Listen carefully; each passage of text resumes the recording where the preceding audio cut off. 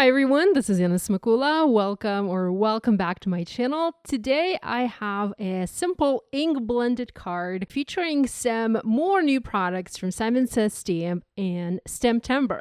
So the product that I'm working with today is a gorgeous stencil called Floral Whimsy. There are 4 layers to the stencil, and they all give you this absolutely beautiful, whimsical flower once you are done ink blending.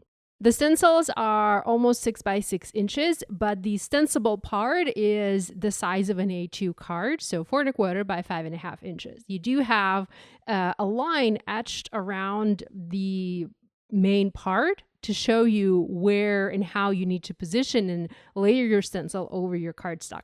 So here I have the waffle flower grip mat. This is the 6 by 6 grip mat. I absolutely love it. I know I'm a little late to using these grip mats, but I recently received them, and oh my gosh, this is just a genius product for ink blending. As you can see, it grips my cardstock, so it holds my cardstock in place without the need for tape. It also holds my stencil in place, also without the need to use tape and tape anything down. So I feel it's a brilliant product, and I honestly don't know how we stenciled before without this product. It makes stenciling a much more pleasant and enjoyable task. Not that I didn't enjoy stenciling before, but now I just love stenciling. You know, I just lay everything onto my grip mat. It grips onto the paper, it grips onto the stencil, and it works like magic. So I'm starting with the first layer. I've position my paper. This is Nina Solar White 80-pound cardstock. It is cut to 4¼ by 5½ inches. So this is going to make the front of my card. I will later trim it down just a little bit because I do want to pop it up on my card a tiny bit, but not much, because this design it covers actually the entire card front. So there's not a lot of room for you to do a lot of trimming. I also have my first stencil layer. The stencils aren't numbered, so there's not like layer 1, layer 2, layer 3. You can ink blend in whatever order you want. So I decided I wanted to start with the leaf layer, and here I'm ink blending this using the Perfection ink from Simon Says Stamp. This is the positively saturated inks. These are my current favorite inks for pretty much anything, including ink blending. I am holding parts of the stencil down with my finger, and I do that because the stencil is pretty detailed and delicate, and I don't want those delicate parts to move as I apply pressure and transfer the ink onto my paper. You can use spray adhesive. Spray your stencil with the temporary adhesive from the back. In that case, your stencil will stick down to your paper and you won't have this problem. I did not want to do that. I did not want to use the spray adhesive. So instead, I'm just using my finger to hold the stencil down. I do get my finger dirty this way, but that's fine. This ink is not permanent. It washes off with water, so I can easily get it off my hands later. With the first layer blending done, and by the way, I am blending a solid layer of color. I don't want gradual ink blending. I don't want the color to fade. I want a solid layer of color. So with the first layer done, I am adding my second layer, and this one has 3 beautiful flowers up at the top and then some smaller blooms down at the bottom. I decided I wanted to add a lot of color and a lot of different color onto my background. So I picked 3 shades of pink to ink blend the 3 large flowers, and I'm starting with guava. I'm also using watermelon, and then the last color is going to be cherry. And again, I'm adding a solid layer of color. Now for this medium flower, I probably should have used a larger blending brush, but I was kind of committed to using these detail blending brushes today because most of the ink blending that I'm doing requires the detail blending brushes. So that's why I'm using that brush. And you know, it's fine. It did take a little bit longer compared to what it would have taken me if I were to use a larger brush, but that's fine. You know, it's just ink blending. I enjoyed it. I had fun. I was able to add a solid layer of color, so it's all fine. I have finished blending my larger flowers, and now I'm moving on to the smaller flowers that are at the bottom of this panel. And for those flowers, I'm using melon, cantaloupe, and sherbet inks. So I'm repeating some of the colors, but I'm making sure that those colors are kind of scattered on my background. I don't want, the same colors to be grouped together. I want there to be a little bit of diversity on my background.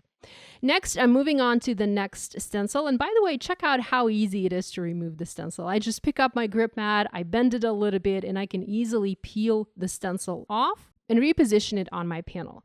Next, I'm using yellow ink, and I'm starting with the sunbeam for the flower on the right. So this is going to be my letter yellow, and then using citrine for the flower on the left. This is going to be my darker yellow.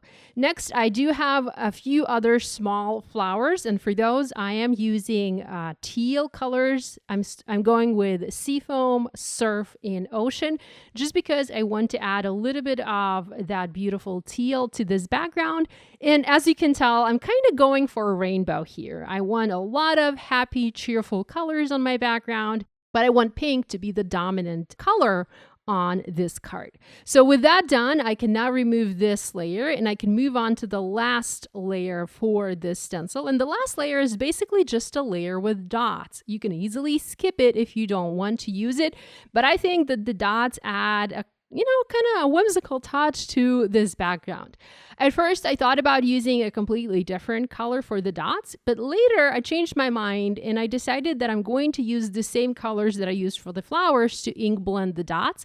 So if I'm ink blending dots next to the teal flower, I'm using the teal color. If I'm ink blending dots next to the pink flower, I'm using the pink color. If I'm ink blending dots next to the yellow flower, I'm using the yellow color, and so on. And that just basically extends the flower color on my background. I also used green for the middle dots, for the dots in the bottom center, just because there were no flowers next to those. And I think that that worked really well. I love the result. Overall, this is a fantastic stencil, especially if you like to create, those colorful backgrounds. You have a lot of freedom with this one. I also have another background to show you where I did a slightly different ink blending. This one is a little bit more ombre, and you can see the two backgrounds side by side. Personally, I love the solid ink blending, a solid layer of color versus the ombre one.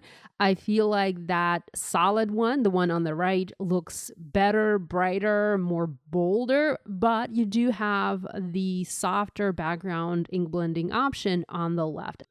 Next, I started to work on the sentiment for my card, and I used the Enjoy Phrases stamp set and coordinating dies. And here I'm stamping the large solid Enjoy in clear embossing ink onto a sheet of vellum.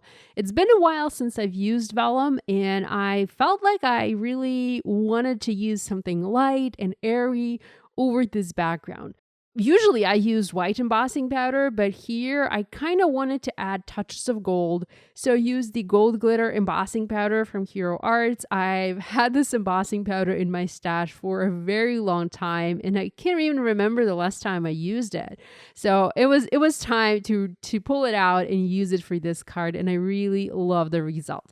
This embossing powder is a little bit messy, of course, because you have glitter in it, but if you have a Swiffer duster cloth, you can easily clean your desk and get rid of all of that excess glitter. Next, I'm using coordinating die to cut this sentiment out, and I love the result. I also wanted to stamp additional sentiments for this card because I wanted the sentiment to say, hope you enjoy your day. And at first I stamped these sentiments onto black ink and heat embossed them in white embossing powder. But after I used the die to cut them out, the die actually damaged the embossing powder slightly. And that sometimes happens when you have the cut edge very close to the stamped image, if that makes sense. So if I were to stamp these and cut these out, they would have looked fine. It would have worked just fine. But because I did heat embossing and the die edge was so close to that embossing, kind of damaged it.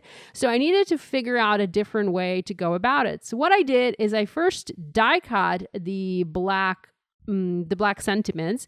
Then I used a template and I stamped my sentiments onto already pre-made die cuts. This worked a lot better because I did not have the die edge impressing onto my heat embossing. It did not damage my heat embossing, so that worked a lot better.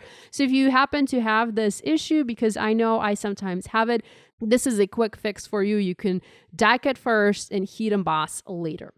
I then used 2 sheets of scrap cardstock. I cut them slightly smaller than my background. And like I mentioned, I did trim my background down slightly, just a hair on each side.